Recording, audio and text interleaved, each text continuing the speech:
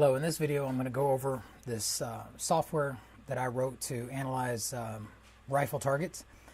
There are several software packages available. There was one that used to be free, it's no longer free, and I decided that I wanted to write one myself. I hadn't written any software in several years and I thought I would try it.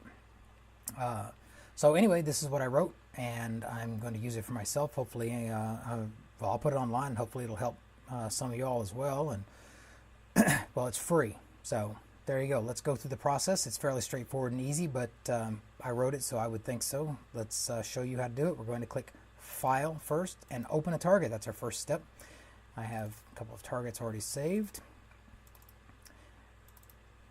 And here it is. You can see we've got our holes on paper. Now, the first thing that we need to do after we've loaded a target, notice we have several steps to complete. And the first one is turned green, meaning we have our target loaded, obviously. So now what we need to do is mark what is what distance here. Now, this was done on a flatbed scanner. 1 inch is 1 inch is 1 inch. It's a 1-to-1 scanner.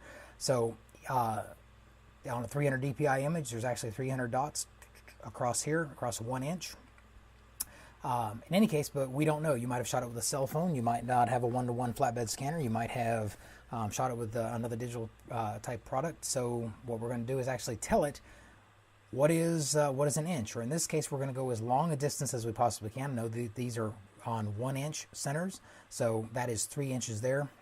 If you didn't have the target with this on it, you could lay a tape measure up there in the picture and take a picture and measure across the tape measure. So I'm going to choose to do action and set reference line. We're going to put the crosshairs right on that line right there, pretty close, and click and drag. We've got a blue line that's going to follow us, telling us that we are actually making our reference line. Go over here to this other line right there, and the program is going to prompt us as to how many inches that is in real life. In this case, it's 3. You could do 2.5, 1.75, 4.8, doesn't really care. 3 inches, and it's going to give us a nice reference line there to indicate that we've set our reference line, and that's what we set it to. As we zoom in and out, it's going to keep that reference line there. Now, the next thing that we're going to need to do is to mark all of our holes. The holes are based on the caliber that we've entered over here. Since I was shooting a 22-250, which this is the only rifle, by the way, I have in that caliber, so that's why I don't have any designation as to which rifle it was. It's easy for me to tell. Because I was messing around with bullet seating depth specific to that chamber. I know which rifle it was. In any case, I know that I'm shooting .224 inch diameter projectiles. And what that's going to do is that's going to give us a nice accurate hole. Let's go ahead and put another one there, and there we go. Okay, nice accurate hole. That's a little boo-boo there. It should not have erased when it zoomed in. Now that there's more than one, see, it does like it's supposed to. Yeah, well, it's free and it's not perfect and I'm not done yet. Anyway, it works. So that gives us a nice accurate representation of what the size bullet was that went through here. I also have the target marked for 200 yards, and that's going to come up. That'll become important in a moment. I don't have that written on the target here because the only distance I'm sighting in at this time is 200 yards, so I know exactly where this was shot. Later on, that'll become relevant if I decide to target at or sight in at different yardages. Basically, we're going to go through here and mark all of our holes. Now, let's say you mark over here like, oops, I got that in the wrong spot. If you hit the delete key on the keyboard, it will back off the last hole. As you continue to hit the delete key, it will delete them in reverse order of creation. So it doesn't matter if you make a boo-boo when you put the hole on there. If it's in the wrong spot, hit delete key and put it back. Notice there's a running count over here of how many holes that we've marked. I know that I shot this target with 20 rounds.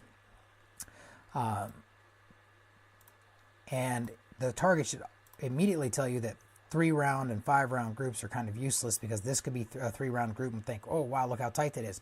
But look what the rest of them did. Here's 5 rounds. There's one here we have marked, one here we have marked, and 3 here. Wow, 5 rounds, look how tight that is. Yeah, but look where the other 15 went. So I chose to do 20. Now, another neat thing that you can do with this is you can hit view and invert colors. And that helps and I'm using the mouse wheel to zoom in. You can also use the plus and the minus key on the keyboard to zoom in and out.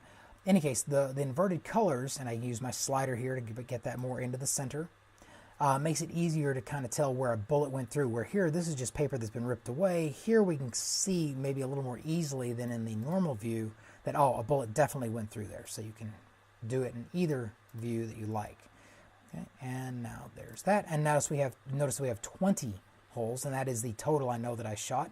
So now I will process the image. You can click process there or process up here, makes no difference. And what it's going to do is it's going to mark your extreme spread with yellow right there. Those are the two that are farthest apart. The purple lines are the average center of the group. So if you take the average of all the holes on the left and average all the holes on the right to the center, they're the same. There's the center, same thing top to bottom. And then the orange circle tells us our average radius. So for whatever good that does you.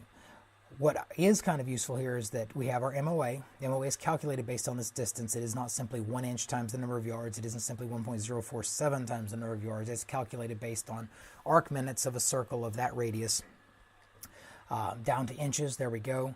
Our extreme spread is in digitally read out here. Our average radius is a digital readout here. Same with our standard deviation. And then finally, what I have is my group MOA, windage MOA, and elevation MOA. Now, the group MOA is basically for rough comparison of one group to the next. Cute, nay, whatever. I noticed, though, when analyzing this target ad nauseum as I wrote the software, I've looked at this target so many times I could probably draw it pixel for pixel by hand, that the bullet holes seem to be more in a column. There's less horizontal dispersion than there is vertical dispersion. Now, I shot this off of sandbags on a bench and had great control over the elevation. The wiggling a little bit back, left and right, back and forth, left and right. That's I might have had a little hand in that.